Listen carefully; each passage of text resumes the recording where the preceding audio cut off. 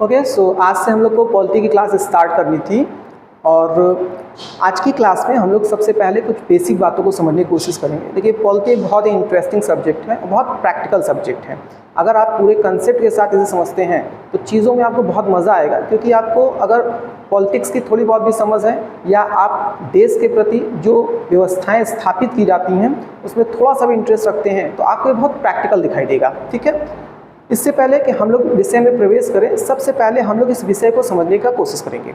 हम लोग देखेंगे कि इस विषय को समझने के लिए हमको किस प्रकार के अप्रोच को या हम कहें दृष्टिकोण को अपनाना पड़ेगा। ठीक है, तो चलिए स्टार्ट करते हैं। सबसे पहले हम इस विषय को समझने की कोशिश करते हैं, जैसे कि अभी आपको बताएं।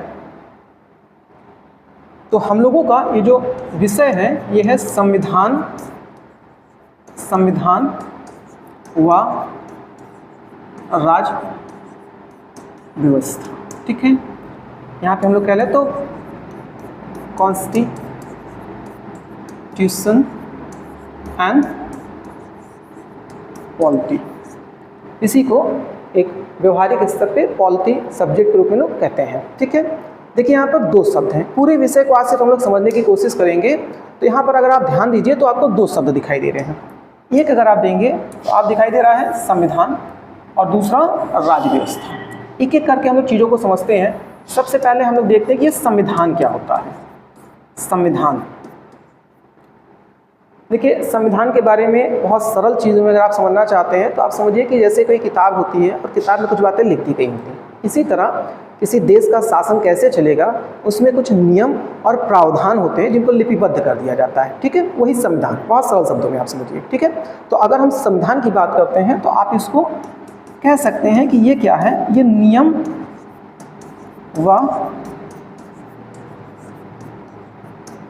प्रावधानों का संग्रह है। अब अगर ये नियम और प्रावधानों का संग्रह किया गया है तो ये क्यों किया गया है? क्योंकि संविधान वह दस्तावेज होते हैं जिसके माध्यम से किसी राज्य का शासन संचालित होता है। अब यहाँ पर फिर से आपके सामने कुछ नए शब्द आ रहे हैं। बिल्कुल तनाव मत लीजिएगा, ये विषय ऐसा है जहाँ पर आपको नए नए शब्द देखने को मिलेंगे। हर विषय का अपना एक नेचर होता है और वहाँ पर आपको कुछ शब्दावली, टर्मिनोलॉजी देखने को मिलती है। ठीक है, जिसको समझना बहुत ज़रूरी होता है। आज हम लोग यही प्रयास करेंगे कि जो भी हमारे सामने इस पॉलिटी से रिलेटेड टर्मिनोलॉजी आएंगी उसको बेहतर समझ लिया जाए और धीरे धीरे इस विषय के प्रति एक बेहतर समझ को हम लोग स्थापित कर सकें। ठीक है, तो यहाँ पे ध्यान दीजिएगा, कुछ नए शब्द आपके सामने आ रहे हैं। एक आया राज्य और दूसरा आ रहा है शासन। यहाँ पर मैं ये मान के चलूँगा कि आपको किसी भी शब्द के बारे में कोई भी बहुत समझ नहीं है और अगर आपने उस शब्द को कभी सुना भी है तो वास्तव में उसका मूल अर्थ क्या होता है वो आपको नहीं पता। इसलिए हम लोग शाब्दिक अर्थ से चीज़ों को समझते हुए पूरे इस विषय को समझने की कोशिश करेंगे। तो यहाँ पर जैसे मैंने आपको बताया कि दो नए शब्द निकल करके आ रहे हैं, एक है राज्य और दूसरा है शासन। ठीक है, तो पहले हम लोग बात कर लेते हैं राज्य के बारे में। देखिए, राज्य या इसी को हम लोग कहते हैं स्टेट। पहली बात तो ये समझिएगा कि यहाँ पर राज्य का अर्थ वो नहीं है जो आप अपने व्यवहार में सुनते हैं। भारत के जैसे देश में आप देखते हैं जहाँ हम राज्य की बात करते हैं वहाँ हम उत्तर प्रदेश, बिहार, मध्य प्रदेश, झारखंड या इस तरह के प्रांतों की बात करते हैं। लेकिन पॉलिटी में राज्य का संदर्भ एक देश से या एक राष्ट्र से लीजिएगा। ठीक है, तो अगर हम किसी को राज्य की संज्ञा देना चाहते हैं उसके कुछ मूलभूत लक्षण होते हैं।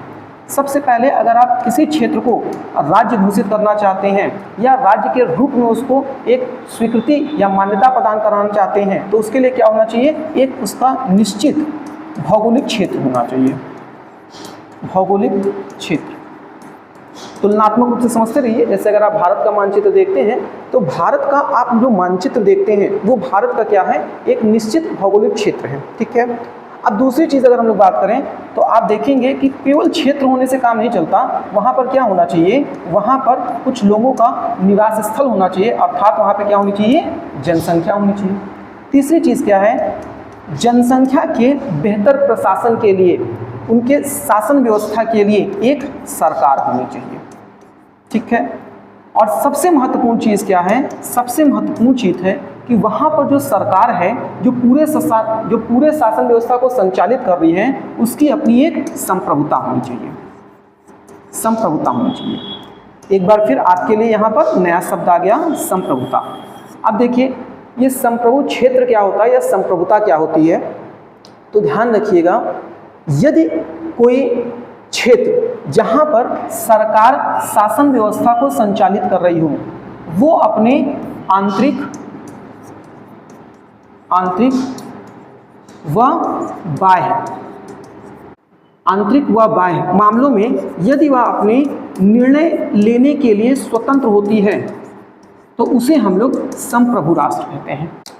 एक उदाहरण से समझिएगा, जैसे 2019 में जब जम्मू कश्मीर पुनर्गठन अधिनियम आया, तो आपने देखा कि पाकिस्तान की तरफ से वैश्विक स्तर पे इसको लेकर के भारत को घेरने का प्रयास किया गया, और उसने क्या कहा कि जम्मू कश्मीर में भारत का इस प्रकार से निर्णय, ये एक प्रकार से यूएन में हुए मुद्दे को चुनौती है, और इस मुद्दे को यूएन में ले आने की बात किया, फिर अमेरिका से दबाव डलवाने की बात किया। वहाँ पर आपने देखा भारत के गृह मंत्री द्वारा एक बयान दिया गया, और जहाँ कहा गया कि भारत एक संप्रभु राष्ट्र है, अर्थात वह अपने आंतरिक मामले में जो भी निर्णय लेता है उसके लिए उसको किसी अंतर्राष्ट्रीय संस्था या किसी दूसरे देश की सहमति या स्वीकृति की आवश्यकता नहीं है। ठीक है, तो आप संप्रभुता को इस तरह से भी समझ सकते हैं। एक दूसरे उदाहरण के रूप में समझिए कि यदि कोई क्षेत्र संप्रभु क्षेत्र हो जाता है, तभी उसको क्या होता है, राज्य की संज्ञा दी जाती है, और इसका महत्व क्या है। एक दूसरे उदाहरण समझिए, जैसे हम लोग बात करते हैं ताइवान की।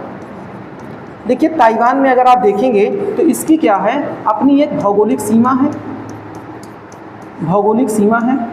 आप देखेंगे तो यहाँ पर क्या है, जनसंख्या भी है। अभी हाल ही में आपने सुना होगा यहाँ पर चुनाव हुआ और यहाँ पर सरकार भी गठित हुई, लेकिन इसे क्या है, एक संप्रभु राष्ट्र का इसे अभी एक मान्यता प्राप्त नहीं हुआ है, और विश्व के बहुत गिने चुने देश जैसे अमेरिका हो गया ही इसको संप्रभु राष्ट्र मानते हैं, बाकी ज़्यादातर ने अभी संप्रभुता का अधिकार इसको नहीं दिया है। ऐसे में इसका नुकसान क्या है, ऐसे में इसका नुकसान है कि ये किसी भी प्रकार की अपनी विदेश नीति नहीं तैयार कर सकता है, अर्थात किसी दूसरे देश के साथ, जैसे मान लेते हैं भारत अगर इसके साथ क्या करता है, किसी संबंध को स्थापित करता है, तो तुरंत चाइना की तरफ से भारत पर दबाव पड़ने लगेगा। क्यों पड़ने लगेगा, क्योंकि चाइना ये कहता है कि ताइवान उसका क्षेत्र है और ताइवान को भी संप्रभुता का अधिकार नहीं मिला है। तो अगर ताइवान के साथ कोई व्यक्तिगत देश अपना किसी भी प्रकार का संबंध स्थापित करता है, तो ये चाइना की संप्रभुता को चुनौती होगा। तो इस तरह से ताइवान एक राष्ट्र जरूर है, एक पूरे बेहतर व्यवस्था में आप देखेंगे शासन प्रशासन सब कुछ चल रहा है, लेकिन इसके बावजूद संप्रभुता का अधिकार नहीं है। तो ध्यान रखिएगा, यहाँ पर जो आपके नाम शब्द आया था राज्य, हम लोग अभी उसी को बात कर रहे थे। तो राज्य के लिए क्या चाहिए, एक भौगोलिक क्षेत्र चाहिए, दूसरी उसकी अपनी एक निश्चित जनसंख्या होनी चाहिए, तीसरी वहाँ पर सरकार और संप्रभुता। अगर ये चारों चीज़ें कहीं पर है, जिसमें मुख्य रूप से आप संप्रभुता ही देख रहे हैं, तभी हम क्या कहेंगे, उसे राज्य का दर्जा देंगे। अब दूसरी चीज़ देखिए, यहाँ पर एक शब्द आपके लिए आ गया था सरकार। ठीक है, तो यहाँ पर हम लोग सरकार को भी समझ लेते हैं, फिर हम बताएंगे शासन व्यवस्था क्या होती है। तो देखिए अगर हम लोग सरकार की बात करते हैं, सरकार, तो सरकार के प्रकार होते हैं, और सरकार के प्रकार के आधार पर दो तंत्र होता है, एक जिसे हम कहते हैं राजतंत्र, और दूसरा आप देखेंगे जिसे हम लोग कहते हैं लोकतंत्र। जब हम राजतंत्र की बात करते हैं तो ध्यान रखिएगा, राजतंत्र किसे कहते हैं, राजतंत्र उसे कहते हैं जहां समस्त शक्ति का मालिक कौन होता है, राजा होता है। जब हम शक्ति की बात कर रहे हैं, इसका मतलब सरकार की भूमिका में कौन होता है, एक व्यक्ति होता है जो राजा के रूप में जाना जाता है। आप जानते हैं कहीं पर भी जब हम सरकार की बात करते हैं तो इसके पास तीन प्रकार की शक्ति होती है, एक विधायिका, दूसरी कार्यपालिका और तीसरी न्यायपालिका। ठीक है, इसका मतलब जब हम सरकार की बात करते हैं तो सरकार एक ऐसे तंत्र को कहा जाता है जहां पर विधि निर्माण करने की शक्ति उसके पास होती है, विधि को लागू कराने की शक्ति उसके पास होती है, और विभिन्न मुद्दों पर न्याय देने का भी अंतरिम अधिकार उसी के पास होता है। लोकतांत्रिक व्यवस्थाओं में ये एक संस्थागत प्रयास होता है जिसके लिए संवैधानिक प्रक्रियाओं और संविधान के माध्यम से भिन्न भिन्न संस्थाओं का निर्माण होता है जो अपने कार्य को करते हैं। इसको अभी हम लोग जब लोकतंत्र की बात करेंगे तो वहाँ पर चर्चा करेंगे। फिलहाल राजतंत्र में बात करें तो यहाँ पर आप देखेंगे कि जो सरकार होता है वो राजा होता है, और राजा ये क्या करता है, समस्त शक्तियों का मालिक होता है। यानी राजतंत्रात्मक व्यवस्था में व्यक्ति केंद्रित सरकार कार्य कर रही होती है। ठीक है, राजा के लिए एक बात और भी समझिए कि कहीं पर भी राजतंत्र में जो राजा होता है तो राजा के पद का सृजन कैसे होता है, अर्थात राजा के पद का निर्माण कैसे होता है, कोई कैसे राजा बनता है। तो इसके लिए ध्यान रखिएगा, दो नियम हैं।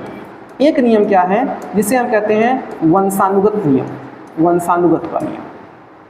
भारत में अगर आप देखेंगे तो आप प्राचीन काल से ही देखेंगे कि यहाँ पर एक क्या है, ज्येष्ठता का नियम निकल करके आया था, और इसके अनुसार जो राजा होता था उसका सबसे बड़ा पुत्र, जो ज्येष्ठ पुत्र होता था, वही जो है वो राजा बनता था। तो इसे आपने कहा ज्येष्ठता का नियम। और इस तरह से आप देख रहे हैं कि पीढ़ी दर पीढ़ी राजा जो होता है वो वंशानुगत क्रम का अनुसरण करता है। दूसरे स्तर पर अगर हम लोग बात करें तो राजा बनने का एक दूसरा जो प्रावधान है वो है उत्तराधिकार का नियम। उत्तराधिकार का नियम, उत्तराधिकार में दो चीज़ों पर ध्यान रखिएगा। पहली चीज़ ध्यान रखिएगा कि या तो राजा अपने बाद किसी व्यक्ति को राजा घोषित कर दे, जरूरी नहीं कि उसका पुत्र ही हो। ठीक है, बाद में आपने देखा है प्राचीन इतिहास में जब आप आगे बढ़ते हैं तो पूर्ववर्ती मध्यकाल तक आते आते और पूर्ण रूप से मध्यकाल में आप देखेंगे तो जो ज्येष्ठता का नियम है वो टूट जाता है। और ऐसे में दो प्रकार से उत्तराधिकार का नियम काम करता है।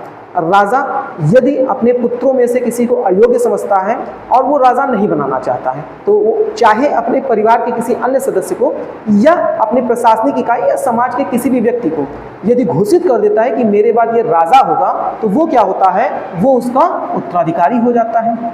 अन्यथा दूसरी प्रक्रिया क्या है, तो आपने सुना होगा युद्ध के माध्यम से।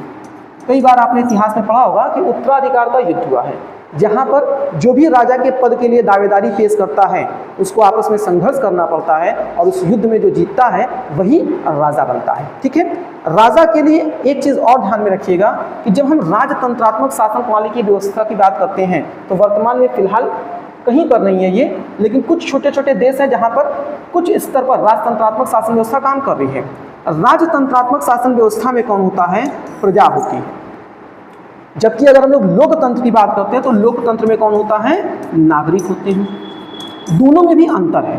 देखिए, राजतंत्र में क्या होता है, जो प्रजा होती है इसके पास सिर्फ अपने कर्तव्य होते हैं, इसके पास किसी भी प्रकार का अधिकार नहीं होता है।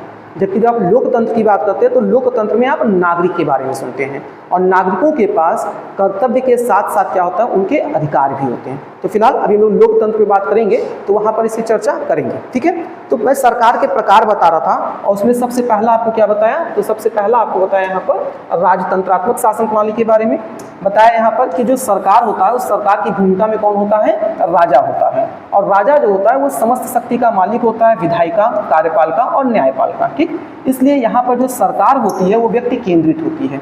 और यहीं पर आपने देखा कि राजा के पद का जो सृजन होता है वो या तो वंशानुगत नियम का अनुसरण करता है या तो उत्तराधिकार के नियम का। ठीक है, इसके अलावा राजा के जो क्षेत्र में यानी राजतंत्र में जो लोग होते हैं वो प्रजा की भूमिका में होते हैं, जहाँ उनके कुछ अधिकार नहीं होते हैं, उनके सिर्फ कर्तव्य होते हैं। ठीक है, अब देखिए पीछे हम लोग आते हैं, क्योंकि मैं अभी आपको एक चेन के रूप में इस विषय को समझाने की कोशिश कर रहा हूँ, जहाँ पर हम लोग सिर्फ एक शब्द से दूसरे शब्द जो लिंक कर रहे हैं उसी को समझने का प्रयास कर रहे हैं। तो जब हम लोग की बात शुरू हुई तो हमने आपको बताया पहले कि संविधान क्या है, और इस संविधान में आपको पता चला कि नियम व प्रावधानों का संग्रह, जहाँ पर किसी राज्य का शासन चलाया जाता है। अब जब राज्य की बात आई तो यहाँ पर आपने देखा कि राज्य वह क्षेत्र होगा जहाँ पर हम कहें भौगोलिक क्षेत्र एक उसकी निर्धारित कर दी गई हो, वहाँ पर उसकी जनसंख्या निवास कर रही हो, एक वहाँ का सरकार हो और प्लस संप्रभुता हो। ठीक है, अब ये जब राज्य हो जाएगा तो आप देखेंगे वहाँ पर क्या होगा, वहाँ पर शासन चलेगा,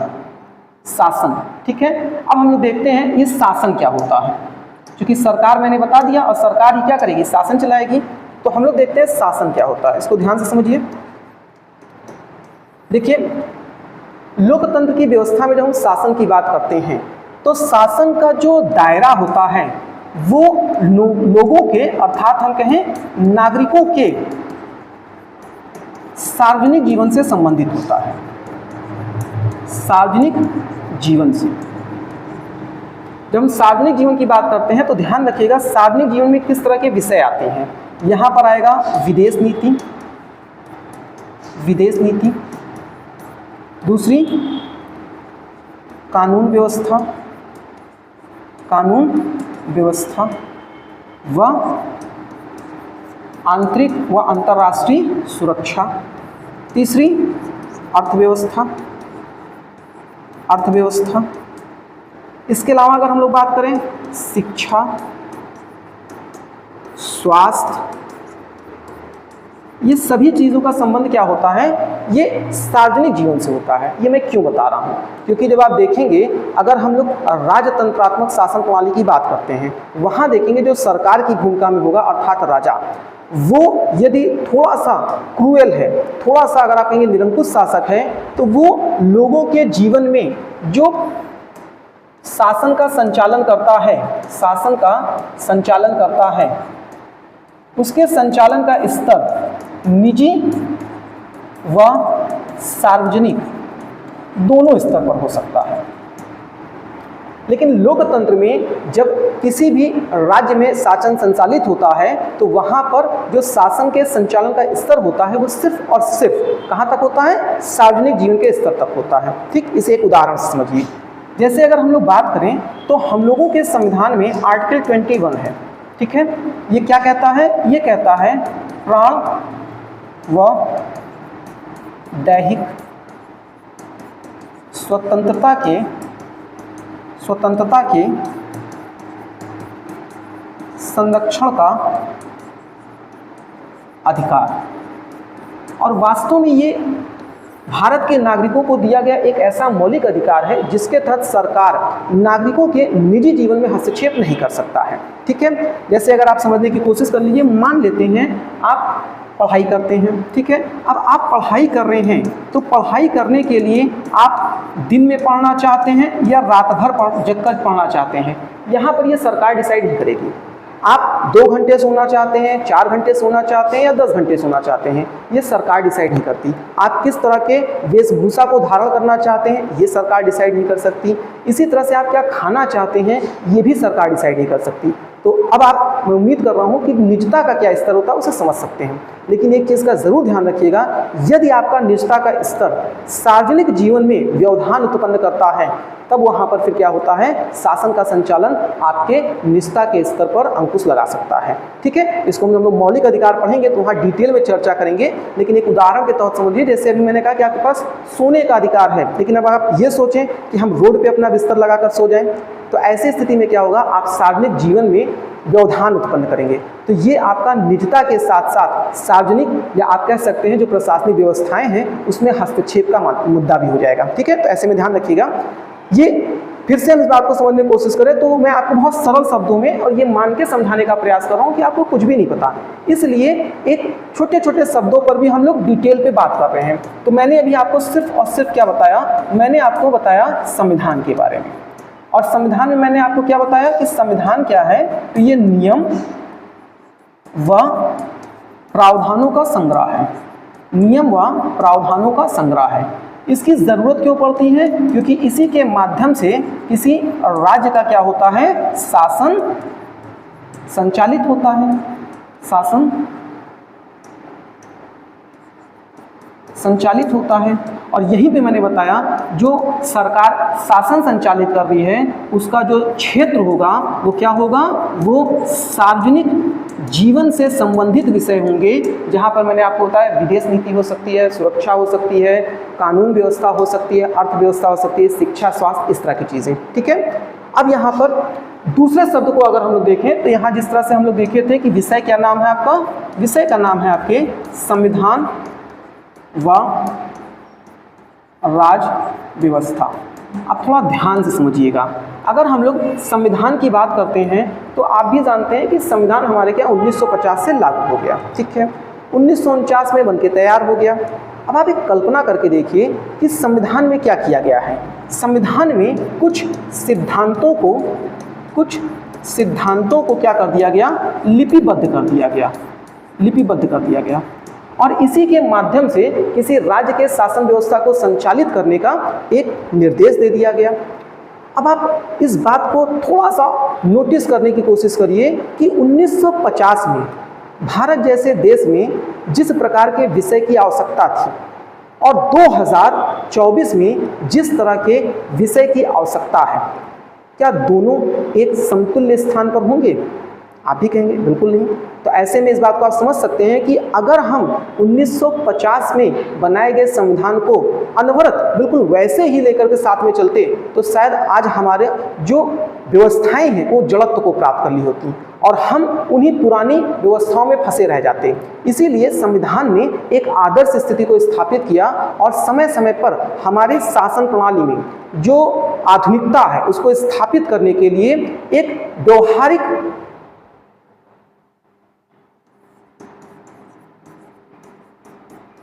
व्यवहारिक शक्ति प्रदान किया। अब ये व्यवहारिक शक्ति क्या है, इस पे भी चर्चा करते हैं। अब ध्यान से समझिएगा, संविधान क्या है, ये एक प्रकार के सिद्धांत हैं जिन्हें लिपिबद्ध कर दिया गया है। तो ये कैसे पोर्शन है, ये आपके इस विषय के स्टैटिक्स पोर्शन है। जबकि राज्य व्यवस्था क्या है, राज्य व्यवस्था समय समय पर आपको बेहतर शासन प्रशासन का अनुभव कराने के लिए ये परिवर्तनशील होगा। इसका मतलब ये क्या है, ये डायनेमिक पोर्शन है। जिस तरह से आप यूपीएससी के सिलेबस को पढ़ते हैं तो आप जानते हैं बहुत सा ऐसा विषय होता है जिसे अगर आप एक बार पढ़ लिए हैं तो वो विषय कभी परिवर्तित नहीं होता। हम लोग हिस्ट्री की बात करते हैं, हिस्ट्री चाहे आप आज पढ़े हो, चाहे 10 साल पहले पढ़े हो या 10 साल बाद भी पढ़ें, आप देखेंगे आपको कोई विशेष परिवर्तन वहाँ नहीं देखने मिलेगा। ऐसे विषय को हम लोग क्या कहते हैं, हम लोग स्टैटिक्स कहते हैं, जिसमें कभी कोई परिवर्तन ना हो। जबकि आप ज़्यादातर जो करंट अफेयर्स पढ़ते हैं तो करंट अफेयर आपके पढ़ने का मूल उद्देश्य क्या होता है, करंट अफेयर आपके पढ़ने का मूल उद्देश्य होता है जितने भी विषय हैं उन विषय में जो समय के साथ साथ परिवर्तन हो रहा है उसको आप समझते चले। ठीक है, तो अब आप समझिएगा, यहाँ पर जब हम राज्य व्यवस्था की बात करें तो राज्य व्यवस्था क्या है, संविधान का व्यवहारिक उपयोग है और ये क्या है, गत्यात्मक है, जो समय समय पर परिवर्तित होता रहता है। ठीक है, तो राज्य व्यवस्था के अंतर्गत कौन कौन सी व्यवस्थाएं हैं या प्रावधान है उसको ध्यान समझिएगा। तो पहले हम लोग कहते हैं जो राज्य व्यवस्था है ये क्या है, ये संविधान का व्यवहारिक उपयोग है। दूसरी बात अगर हम लोग करें तो इसके अंतर्गत 3 तरह के आपको प्रावधान देखने को मिलेंगे जो शासन के उद्देश्यों को प्राप्त करने में सरकार की मदद करेंगे। उसमें पहला क्या होगा, पहला होगा संसद।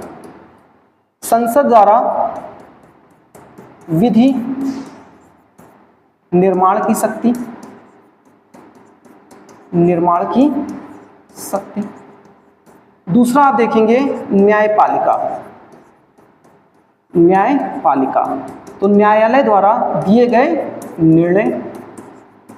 और तीसरा आप देखेंगे गैर संवैधानिक संस्थाएं।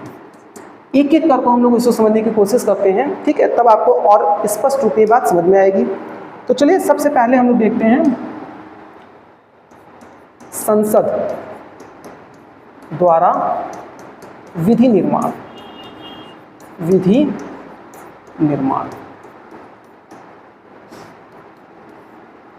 देखिए, संविधान ने भारतीय शासन प्रणाली की व्यवस्थाओं में एक ऐसा अधिकार दिया है जिसके माध्यम से संसद के थ्रू भिन्न भिन्न कानूनों का निर्माण करके शासन को बेहतर तरह से संचालित किया जा सके।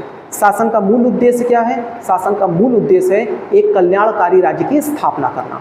तो आवश्यकता अनुसार कल्याणकारी राज्य वो होता है जहाँ पर प्रत्येक व्यक्ति के हितों का ध्यान रखा जाता है और उनके संरक्षण का प्रयास किया जाता है। ठीक है, इस पर हम लोग चर्चा करेंगे कि कल्याणकारी राज्य क्या होता है। लेकिन फिलहाल अभी यहाँ पर आपसे कितना समझिए कि जब संसद द्वारा किसी प्रकार के कानून को बनाया जाता है तो ये क्या होता है, ये शासन के लिए एक शक्ति प्रदान करता है। और समय समय पर इसीलिए आप देखते हैं कि संसद द्वारा कानून बना करके नए नए प्रावधान लाए जाते हैं। ठीक है, जैसे एक दूसरे उद्देश्य से इसको समझने की कोशिश करिए तो हम लोग बात करें तो बहुत से बार आप देखेंगे कि जो संविधान है उस संविधान में कुछ बातों का जो जिक्र भी किया गया है तो वो सीमित शब्दों में किया गया है और संसद को यह अधिकार दिया गया है कि इससे संबंधित वो विशेष कानून बनाए और उसका फिर अनुसरण करते हुए बेहतर शासन प्रशासन स्थापित करें। इसको समझिए, जैसे हम लोग मान लेते हैं कि हमारे यहाँ आर्टिकल 17 है, अनुच्छेद 17। अब अनुच्छेद 17 क्या कहता है? ये कहता है अस्पृश्यता का अंत। ध्यान से इस बात को समझिएगा, अस्पृश्यता का अंत। और दूसरा कहता है कि ये विधि के समक्ष दंडनीय है। दो बातों को यहाँ समझने की कोशिश करिएगा। आर्टिकल 17 में तो इस बात को कह दिया गया कि अस्पृश्यता को समाप्त करना है और यदि कोई अस्पृश्यता के नियमों का उल्लंघन करता है तो उसे क्या होगा? दंड का प्रावधान होगा। लेकिन यहाँ पर इसकी पूर्ण व्याख्या नहीं हो सकी है और पूर्ण व्याख्या ना होने के कारण ही संविधान में इसकी सीमित बातें बताई गई हैं। जैसे यहाँ पर दो सवाल उठता है। पहली चीज़ तो ये बात आएगी कि अस्पृश्यता क्या है, अस्पृश्यता क्या है, क्योंकि जब तक ये बात नहीं पता चलेगी कि अस्पृश्यता क्या है तब तक आप कैसे समझ पाएंगे कि आपके द्वारा किया गया कोई कृत्य वो अस्पृश्यता के अंतर्गत आता है या नहीं। और दूसरा सवाल ये उठता है कि अगर कोई भी अस्पृश्यता के तहत आपराधिक रूप में कृत्य होता है तो उसके दंड का क्या प्रावधान है? दंड का प्रावधान। तो इसीलिए क्या है, संसद को यह शक्ति दी गई है कि विषय विशेष पर वो विधि बनाए जिसके तहत जो भी चीज़ों की आवश्यकता होती है उसको व्याख्या करें और उसके अनुरूप फिर कानून और दंड के प्रावधान को स्थापित करें। ठीक है, अब जैसे इसी को लेकर के फिर क्या हुआ तो आप देखेंगे 1976 में एक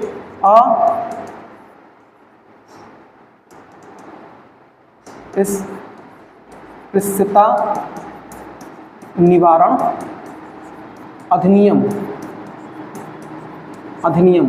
1976 लाया गया, जिसके माध्यम से स्पष्ट किया गया कि अस्पृश्यता क्या होगा, इसके दायरे में किस किस प्रकार के कृत्य आएंगे और अगर कोई इसका उल्लंघन करता है तो उसे किस प्रकार की आपराधिक गतिविधियों के तहत दंड का प्रावधान माना जाएगा। ठीक है, अब दूसरे स्तर पर समझिए, जैसे अगर हम लोग बात करते हैं तो आप देख रहे हैं इस समय एक बहुत चर्चित विषय है जहाँ पर आप कहते हैं समान नागरिक संहिता।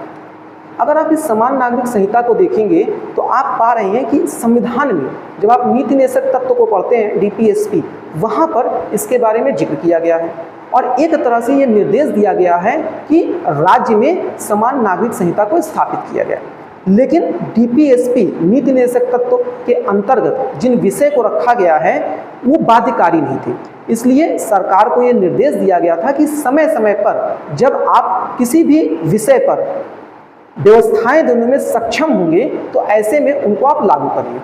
अब आप देखिए वो संविधान में रखा गया है, इसके बावजूद सरकार उसको लागू नहीं करा पा रही है। क्यों नहीं लागू करा रही? क्योंकि अभी उसके विषय में संसद में कानून नहीं बन पाया है और जब तक संसद के द्वारा कोई कानून नहीं बनेगा तब तक सरकार उस प्रक्रियाओं को करने के लिए अधिकृत नहीं है। तो यही बात मैं आपको समझाने की कोशिश कर रहा था कि संसद में जब कानून कोई बन जाता है तो वो कानून भी क्या होता है, सरकार के शासन के संचालन में एक महत्वपूर्ण अंग के रूप में स्थापित हो जाता है और वो संविधान के उद्देश्यों को या लक्ष्यों को प्राप्त करने में सहायक भूमिका निभाता है। ठीक है, तो पहला आपने देखा जहाँ पर हम लोगों ने बात किया कि संसद के द्वारा जो विधि बनाए जा रहे हैं। अब दूसरा हम लोग देखते हैं जिसे हम कहते हैं न्यायालय द्वारा लिए गए निर्णय। इसे भी ध्यान से समझिए। देखिए ये हम लोग जानते हैं कि हमारे यहाँ का जो एपेक्स कोर्ट है, सुप्रीम कोर्ट जिसे कहते हैं, ठीक है, जब वो कोई निर्णय लेता है तो वो अपने आप में क्या होता है, एक कानून बन जाता है, अपने आप में एक कानून बन जाता है और इसी कानून के तहत फिर क्या होता है, पुनः शासन के रूप में इसका उपयोग किया जा सकता है। ध्यान रखिएगा, न्यायालय की जो भूमिका है इसको समझ लेते हैं थोड़ा सा। न्यायालय की भूमिका क्या है, तो वास्तव में न्यायालय सरकार को नियंत्रित करती है। किस रूप में? वो जो भी कार्य करे वो संवैधानिक प्रावधानों के तहत करे, संवैधानिक प्रावधानों के तहत करे। इसका मतलब जिस बात को संविधान में उल्लेखित किया गया है उन्हीं का अनुसरण करते हुए सरकार अपने शासन को संचालित कर सकती है। ठीक है, इसको कुछ आप केस से समझिए। देखिए, जैसे अभी हाल ही की हम लोग चर्चा करें तो 2019 का एक केस हम लोग ले लेते हैं। गुलाम नबी आज़ाद व अन्य वर्सेस भारत संघ। देखिए, जब 2019 में जम्मू कश्मीर में आप जो पुनर्गठन अधिनियम देख रहे हैं उसको लागू कराना था, तो उससे पहले आपने देखा कि वहाँ पर क्या किया गया था, इंटरनेट को बंद कर दिया गया था। अब उसी विषय को लेकर के क्या हुआ, सुप्रीम कोर्ट में भारत सरकार के खिलाफ एक याचिका दायर कर दी गई और उसमें इस बात को रखा गया कि इंटरनेट का इस्तेमाल करना वो क्या है, वो भारत के नागरिकों का मौलिक अधिकार है, मौलिक अधिकार है और इसके तहत सरकार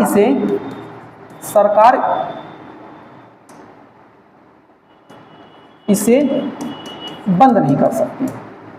अब जब ये केस न्यायालय में पहुंचा तो न्यायालय ने भी अपने निर्णय में इस बात को स्वीकारा और माना कि बिल्कुल आर्टिकल 19, आर्टिकल 21, अर्थात एक तरफ आर्टिकल 19 में जहां आप देख रहे हैं कि विचार एवं अभिव्यक्ति की स्वतंत्रता की बात करते हैं, तो इंटरनेट के माध्यम से बहुत से लोग क्या करते हैं, अपने विचारों को अभिव्यक्त करते हैं। ठीक है, इसके अलावा आर्टिकल 21 के तहत अगर आप देखेंगे वहाँ पर भी क्या है, लोगों की निजता के तहत भी इंटरनेट एक मनोरंजन का साधन बन चुका है। आर्टिकल 19 में ही जहाँ पर एक बिंदु और है कि आपको क्या है, अपने लिए रोजगार सृजन करने का अवसर मिलना चाहिए और उसकी आपको स्वतंत्रता है। तो आप देखेंगे इंटरनेट के माध्यम से कितने प्रकार के सर्विस सेक्टर में आप देख रहे हैं कार्य चल रहे हैं। इसी तरह आप देखते हैं तो हॉस्पिटल्स हो गए, स्कूल हो गए, तमाम प्रकार की कंपनीज आप देख रहे हैं जहाँ पर क्या है, अगर इंटरनेट रुक जाए तो सारे काम रुक जाएंगे। तो ऐसे में फिर क्या किया सुप्रीम कोर्ट ने सरकार को क्या किया, एक आदेश दिया और कहा कि आप इस तरह से इंटरनेट को बंद नहीं कर सकते। यानी यहाँ पर अभी तक 2019 से पहले इंटरनेट लोगों का मौलिक अधिकार है या नहीं है, इस विषय पर कोई स्पष्ट ना तो सुप्रीम कोर्ट का निर्णय था और ना ही किसी प्रकार का विधि बना हुआ था। तो सरकार इस पर अपनी शक्ति का इस्तेमाल कर रहा था या कर भी सकता था, लेकिन जब सुप्रीम कोर्ट ने निर्णय दे दिया और इस बात को स्पष्ट कह दिया कि जो इंटरनेट है ये एक मौलिक अधिकार है, तो अब इसके तहत ये कानून का एक अंग बन गया और लोगों को इसकी स्वतंत्रता प्राप्त होगी। एक दूसरे उदाहरण समझिए। इसी तरह से जब आप देखेंगे तो 1985 इंडियन एक्सप्रेस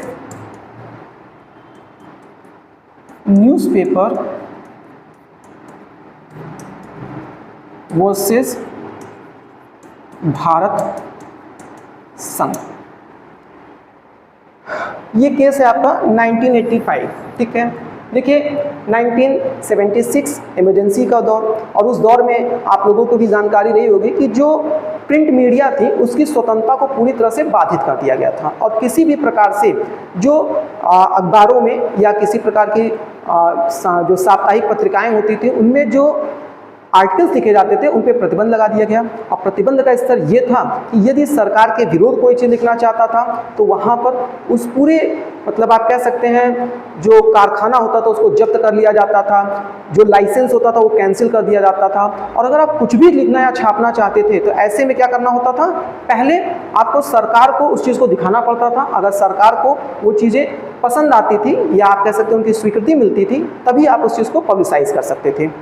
बाद में क्या हुआ, इमरजेंसी खत्म हुआ, थोड़ा समय बदला और फिर क्या हुआ, 1985 में एक केस हो गया और निर्णय आया जिसमें कहा गया कि जो प्रेस की स्वतंत्रता है, प्रेस की स्वतंत्रता ये क्या है, ये एक मौलिक अधिकार है।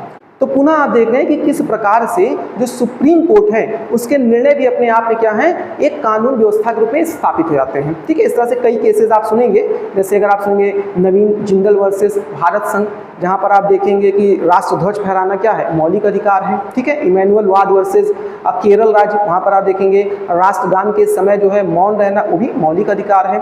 ठीक, तो इस तरह से तमाम चीज़ें आप सुनते रहेंगे। हाल ही के कुछ केस देखेंगे तो वहाँ पर आपको देखने को मिलेगा, जैसे अब जो लिव इन रिलेशन है वो भी क्या है, लोगों का एक अधिकार हो चुका है।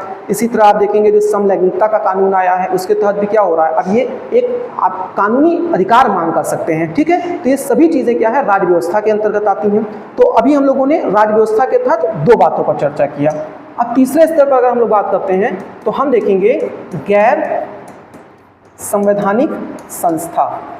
गैर संवैधानिक संस्था, अब ध्यान से समझिएगा, जब हम लोग संस्थाओं की बात करते हैं तो ये जो संस्थाएं होती हैं तीन प्रकार की होती हैं। एक संस्था जो है उसे हम लोग कहते हैं संवैधानिक संस्था, संवैधानिक संस्था। दूसरा जब हम लोग बात करते हैं तो ये होता है गैर संवैधानिक संस्था, गैर संवैधानिक संस्था। और तीसरी हम लोग बात करेंगे असंवैधानिक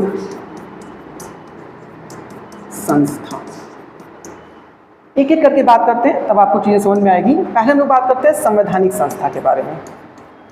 संवैधानिक संस्था, देखिए संवैधानिक संस्था वो संस्था होती है जिसका उल्लेख संविधान में किया गया है। ऐसी सभी संस्थाएं जिनका उल्लेख संविधान में किया गया है वो संवैधानिक संस्था होंगी। ठीक है, अगर कोई भी संस्था आपको नहीं समझ में आती कि संवैधानिक संस्था यानी, तो एक चीज़ का विशेष ध्यान रखिए, क्या उसके पीछे किसी आर्टिकल का जिक्र किया जा रहा है। अगर किसी अनुच्छेद को लेकर के उस संस्था को बताया जा रहा है तो आप समझिएगा कि वो संस्था कैसी है, संवैधानिक संस्था। उदाहरण रूप में समझिए, जैसे आर्टिकल 280 कौन सा है, ये है आप देखेंगे वित्त आयोग। इसी तरह से अगर आप देखेंगे आर्टिकल 324 क्या है, निर्वाचन आयोग, निर्वाचन आयोग। इसी तरह से हम लोग बात करें तो आर्टिकल 315 टू 323 यहाँ पर क्या है, लोक सेवा आयोग, लोक सेवा आयोग व राज्य लोक सेवा आयोग। ठीक है, इसी तरह से हम लोग बात करते हैं आर्टिकल 148, ये क्या है, कैग। ठीक है, कैग एक पद है, इस पर हम लोग चर्चा करेंगे। ध्यान रखिएगा, कुल मिलाकर के मैं आपको ये बताना चाह रहा था कि संस्थाओं के बारे में अगर हम बात करें तो संवैधानिक संस्था वो होती हैं जिनका संविधान में उल्लेख किया गया है। अब दूसरी अगर हम लोग बात करें तो पहले हम लोग देख लेते हैं असंवैधानिक संस्था को। असंवैधानिक संस्था, असंवैधानिक संस्था का उल्लेख कहीं भी नहीं है। और ध्यान रखिएगा, ये एक प्रकार का आप कहेंगे गैर कानूनी संस्था है, गैर कानूनी संस्था है जो लगातार क्या करेगी, सरकार या संविधान का विरोध करेगी। ये एक प्रकार की इलीगल संस्थाएं होती हैं और ये तीन तरह से कार्य करती हैं। एक, जहां पर आप देखेंगे नक्सलवादी संस्थाएं होंगी, दूसरा अलगाववादी संस्था होगी, और तीसरा अगर आप देखेंगे तो आतंकवादी संस्था होगी, आतंकवादी संस्था। तो वास्तव में ये संस्था किसी भी तरह से शासन का अंग नहीं है और ना ही ये संविधान के उद्देश्यों को प्राप्त करने में किसी प्रकार से सहायक भूमिका में होती है। ये पूरी तरह से गैर कानूनी संस्थाएं होती हैं, लेकिन व्यवहार में देखने को मिलती हैं, इसलिए यहाँ जिक्र करके बता दिया। नहीं तो यहाँ पर आप संस्थाओं को दो ही रूप में समझिएगा, एक संवैधानिक संस्था और दूसरा गैर संवैधानिक संस्था। यहाँ पर अगर हम लोग नक्सलवादी या अलगाववादी या कुछ आतंकवादी संस्थाओं के बारे में बात करें, जैसे आपने बब्बर खालसा के बारे में सुना होगा, ठीक है। इसी तरह आपने उल्फा के बारे में सुना होगा। उल्फा क्या है? United liberation front of Assam. हालांकि हाल ही में भी आपने देखा है न्यूज़ में था कि जो इसके प्रमुख थे, उन्होंने क्या किया है, अब सरकार के साथ एक समझौता किया है और एक सैन्य जो विरोध होता था उसको वापस ले लिया है। ठीक, तो ये एक अच्छी खबर थी। दूसरी तरफ आप तमाम प्रकार के आतंकवादी संगठनों के बारे में सुनते रहते हैं, जैसे आप लश्कर-ए-तैयबा के बारे में सुनते हैं, जैसे मोहम्मद के बारे में सुनते हैं, ये सभी क्या हैं, आतंकवादी संगठन हैं। ठीक है, तो ये तो दूसरे प्रकार की हो गई। अब हम लोग तीसरे प्रकार की बात करते हैं, गैर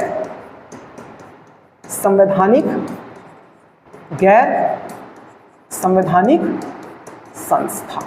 ठीक है, अब यहाँ पर ध्यान से समझिएगा ये गैर संवैधानिक संस्था क्या होती है। क्योंकि हम लोग जब राज्य व्यवस्था की बात कर रहे थे तो मैंने आपको कहा ना, राज्य व्यवस्था के अंतर्गत 3 अंग आप लेके चलिए। एक जहाँ पर आप देखेंगे संसद द्वारा विधि निर्माण होना, दूसरा न्यायपालिका के निर्णय और तीसरा गैर संवैधानिक संस्था। गैर संवैधानिक संस्था क्या है, ये ऐसे संस्थाएं होती हैं जिनका संविधान में उल्लेख नहीं है, फिर भी ये सरकार के सहयोग में एक बेहतर शासन स्थापित करने पर समय समय पर अपनी महत्वपूर्ण भूमिका अदा करते हैं। ध्यान रखिएगा, ये संस्थाएं भी 2 प्रकार की होती हैं। एक संस्था होती है जिसे हम कहते हैं सांविधिक संस्था, और दूसरी होती है जिसे कहते हैं कार्यकारिणी संस्था। आप जानते हैं कि सरकार के अंग के रूप में 2 प्रावधान हैं, एक जिसे आप कहते हैं विधायिका और दूसरा कार्यपालिका। ठीक है, न्यायपालिका सरकार से भिन्न होता है क्योंकि वो सरकार की शक्तियों पर नियंत्रण करता है। ठीक है, और समाज में या सरकार और नागरिकों के बीच में न्याय स्थापित करने का कार्य करता है। तो ध्यान रखिएगा, विधायिका का संबंध किससे होगा, संसद से। इसमें हम लोग आगे चर्चा करेंगे। विधायिका का संबंध किससे होगा, संसद से। ठीक है, और कार्यपालिका का संबंध किससे होगा, मंत्रिपरिषद से। तो यदि संसद में किसी कानून को बनाकर आयोग का गठन किया जाता है और उसके द्वारा जो सरकार है वो शासन में सहयोग प्राप्त करता है, तो उस संस्था को हम लोग क्या कहते हैं, उसे कहते हैं सांविधिक संस्था। लेकिन यदि मंत्रिपरिषद के द्वारा अपने किसी प्रकार के कार्य के क्रियान्वयन के लिए संस्था का गठन किया जाता है तो उसे हम लोग कहते हैं कार्यकारिणी संस्था। ठीक है, जैसे अगर हम लोग सांविधिक संस्था की बात करें, सांविधिक संस्था, तो इसमें आप देखेंगे जैसे राष्ट्रीय मानवाधिकार आयोग, राष्ट्रीय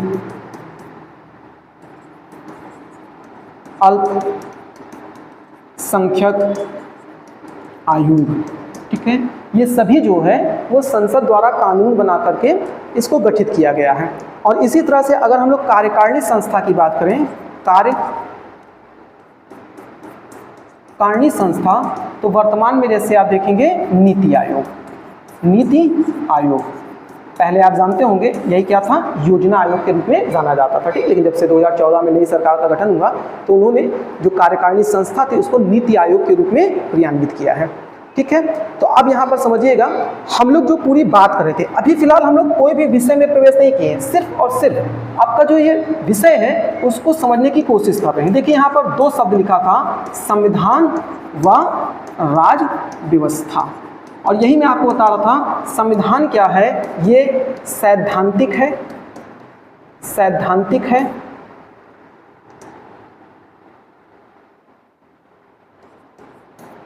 वह सतत है, जबकि राज्य व्यवस्था क्या है, ये व्यवहारिक है, वह गत्यात्मक है, या हम कहें परिवर्तनशील है। तो संविधान तो आप जानते ही हैं कि एक बार बना दिया गया है और उसी का लगातार पूरे राष्ट्र के शासन प्रशासन में इस्तेमाल हो रहा है। और जबकि हम लोग राज्य व्यवस्था की बात करें तो राज्य व्यवस्था के तहत आपने 3 अंग पढ़े इसमें। एक आपने पढ़ा संसद द्वारा विधि, दूसरा आपने पढ़ा न्यायालय का निर्णय, और तीसरा आपने पढ़ा गैर संवैधानिक संस्थाएं, गैर संवैधानिक संस्थाएं, ठीक है। और अब मैं उम्मीद कर रहा हूं कि आप इस विषय को समझ पा रहे होंगे कि हमको पूरे विषय में पढ़ना क्या है, ठीक है। तो पूरे विषय में हमको क्या पढ़ना है, तो एक तरफ आप देखेंगे पूरे संविधान को पढ़ना है कि संविधान ने किस प्रकार के प्रावधान को जो है भारत के शासन के लिए निर्देशित किया है, और दूसरा हमको क्या करना है, जो समय समय पर महत्वपूर्ण जो कानून बने हैं या न्यायालय द्वारा निर्णय हुए हैं और तमाम संस्थाओं का गठन हुआ है, इनको देखना है। और प्लस जब करंट इश्यूज़ की बात करते हैं तो करंट इश्यूज़ में हमेशा आपका ये मुद्दा होता है जिसको आप ध्यान में रखते हैं। Is that clear? तो चलिए, मैं उम्मीद करता हूँ कि आपको ये बातें समझ में आ रही होंगी, ठीक है। और अब आगे की क्लास में फिर धीरे धीरे हम लोग इस विषय को आगे बढ़ाएंगे, लेकिन अभी फिर भी मैं उम्मीद करता हूं कि एक लेक्चर ऐसा और होगा जिसमें इस विषय के प्रति आपकी एक समझ विकसित होगी और फिर हम लोग मूल रूप से अपने विषय पर उतरेंगे, ठीक है। तो फिलहाल आज के लिए इतना ही। Thank you.